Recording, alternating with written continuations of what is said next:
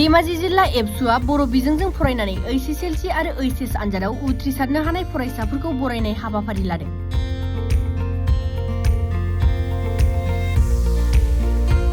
धेमाजि जिल्ला दुलाराय बर' फरायसा आफाद आरो सिमेन्ट दख'रा दुलाराय बर' फरायसा आफादा जथायै दिनै SB बड' जौसिन गेजेरारि फरायसालि सिमेन्ट सापुरियाव देग्लाय बोसोरनि HSLC आरो HS आनजादाव बर' बिजोंजों फरायनानै धेमाजि जिल्लानि बेन्दोंआव थानाय 10थि मासि आवग्रिनो हानाय फरायसाफोरखौ बरायनाय आरो मान बावनाय हाबाफारि बानजायदों।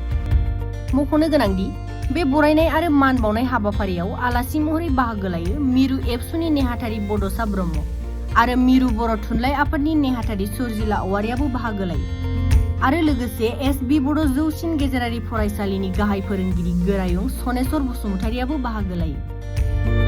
खुलुमबाय, आंनि मुङा थरेना मनिका सरगयारि।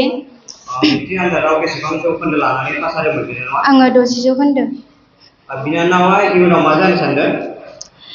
इयुनाव आं सासे फोरोंगिरि जानो सानदों। दा बिनानावा मा आयदा लानानै फरायगासिनो दं?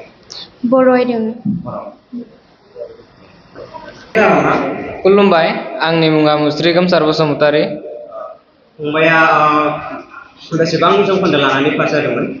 आङो HS आनजादाव 72 जौखोन्दो लानानै पास जादों। मा स्ट्रिममोन? आर्ट्समोन। दा मा फरायनो सानदों?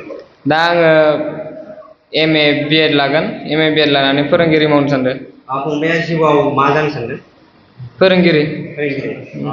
फैबाय थानाय फंबायमोनखौ नों मा बोसोन होगोन? माबायदि फरायनांगोन? माबायदि फरायबा जिउआव साक्सेस जागोन?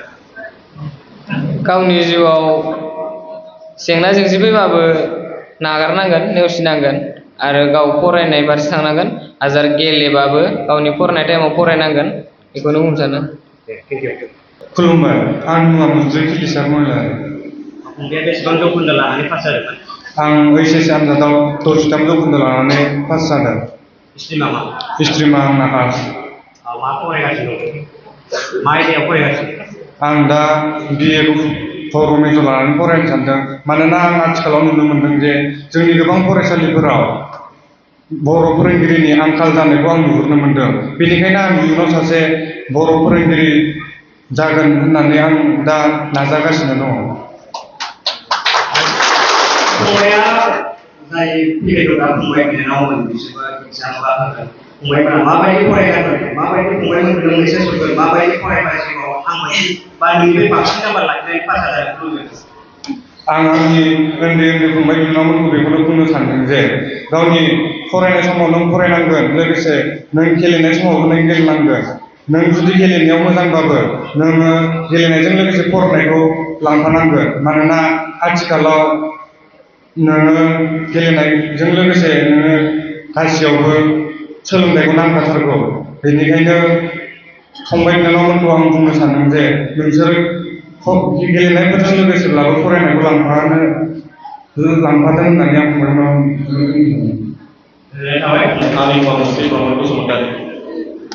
फंबाया बेसेबां जौखोन्दो लाना पास जादों? आङो HS आनजादाव 65% लानानै पास जादों। स्ट्रिमा मामोन नोंना? Stream arts. दा मा लाइनाव फरायनो सानदों?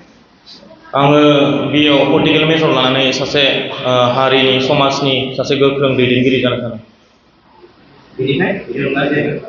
बेनि अनगाथ' जेबो गैया। मानोना दा आङो नुनो मोनदों जे जोंनि जेनेबा पलिटिकेल माबायाव जेनेबा राजखान्थि आनजादाव गोबां काराप्ट बिदि जेंना जेंसिफोरखौ नुनो मोनदों। दा जोंनि बर' स्कुलफोराव दे सारमोना दहायनो बुंना थांदों जे बिजाब बायदि बायदिनि आंखाल जादों, बेफोरखौ सुस्रांनो थाखाय आं आखायाव लागोन। आंनि मुङा जनक रामसियारि। बेसेबां जौखोन्दो आरो मा कलेजाव फरायो? आङो बाक्सा जिल्लानि सिङाव थानाय बरमानि पायनियार एकाडेमि बरमायाव फरायदोंमोन आरो आङो 75 जौखोन्दो लानानै पास जादों। आंना स्ट्रिमा आर्ट्समोन। दा मा लाइनाव मा फरायनो? आङो दा MA BEd लानानै मास्टार मावनो सानदों। थांखिया मा? मास्टार? औ, आं दा दिनैदि बे मेलाव गसंनो हादों, जाहाथे आंबो सानसे फोरोंगिरि जानानै आंनि स्टुडेन्टखौ बिदि थिखोनो हायो, बेखौ आसा फारिनाया आंनि बेनोसै। आं देरहासार मोसाहारि गगामुग दख'रा मिंमां नोलोबारि ओनसोलनि 1 नं नारायणपुर गामिनि आं आंनि हायार सेकेन्डारिखौ मिंमां नोलोबारि हायार सेकेन्डारि स्कुलनिफ्राय पास जादों आरो आंनि जौखोन्दोआ 89.80।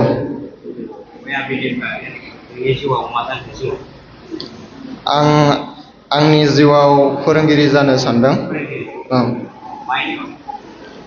आङो पलिटिकेल आयदायाव दायो BA इन्टिग्रेटेड BEdखौ लानो सानो। आथिखालाव गोबां उन्दै फरायसाफोरा माखासे गाज्रि लामाजों थांनाय नुगासिनो दं। नोंनि फंबायफोरखौ मा मेसेज होगोन, नों माबायदि लामाजों थांजानायखौ लुबैगोन फंबायमोन? आं मिथियो जे लाइमोन समाव बयबो मोजांनिख्रुइ गाज्रिखौसो बांसिन मोजां मोनो होनजायो। होमबाबो जों मिथियो दा जों आइ बाबानि सायाव गाज्रिबाबो बा बिसोरनि सायाव जों मोजाङै मोनजायो एबा फरायनो मोनो आरो देरबा जों मिथिगोन जे बिसोर गैयाबा बिबाना नोंसोरनियाव थांगोन। बेखायनो दानिफ्रायनो मोजाङै फरायाबा इयुनाव जोबोद खस्थ'यै जिउ जानांगोन। दा बे नुनो मोनदों गोबां फरायसाफोरा नोंसोरनि फरायनायखौ नायनो फैदों, फरायनायखौ नुबाय, बे फंबायफोरखौ नों आरो मा बुंबावो? जोंनिफ्राय मा बुङो? आंनिफ्राय बेनो जे गोब्राबै फराय आरो गोब्राबै नाजायोबा जों मोजां फिथाइ मोननो थाङा। मोजाङै फराय। बे गथ'आ फरायगोन दा बेसेबां घन्टा फरायगोन? आङो जेनेरेलि 6 to 8 आवार्स फरायो आरो मालाबा फरायनो मोजां मोनबा 10 to 14 आवार्स फरायदों। होमबाबो आंनि फरायनाया फ्राय कन्टिनिउ 8 to 6 आवार्स आरो मालाबा सम मोनथाराबा बेबायदिनो 4 to 6 आवार्स। मुङा मुस्रि खोमथा मोसाहारि। मायाव फरायदों नोंलाय? आं आर्ट्सआव फरायदों। बेसेबां जौखोन्दो मोनो? 72.2।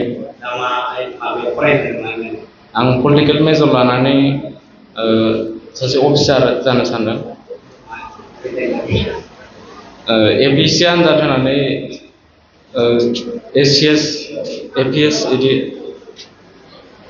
दा फंबाया नुनो मोनो जे गोबां फंबायमोना नोंसोरनि फरायनायखौ नायनो लुबैदों बा नुबायबो, बिसोरखौ माबायदि थुलुंगा हरगोन नों जे दिनै फरायजानो मोनदों धुमाजिल्ला दुलाराय बर' फरायसा आफादजों आरो धुमाजिल्ला दुलाराय बर' फरायसा आफादा फरायबाय। दा फंबायमोनखौ नों मा बुंगोन, मा खावलायगोन, माबायदि फरायजानो लुबैगोन, माबायदि लामाजों थांजानो लुबैगोन? बेखौनो खावलायो जे फरायनाय समाव मोजां गोसो होनानै फरायबानो जागोन आरो गावनि थांखिखौ जेब्लायबो होसोबाय था आरो बेनो गोब्राब नाजायोब्ला सानसे जाफुंसारगोन।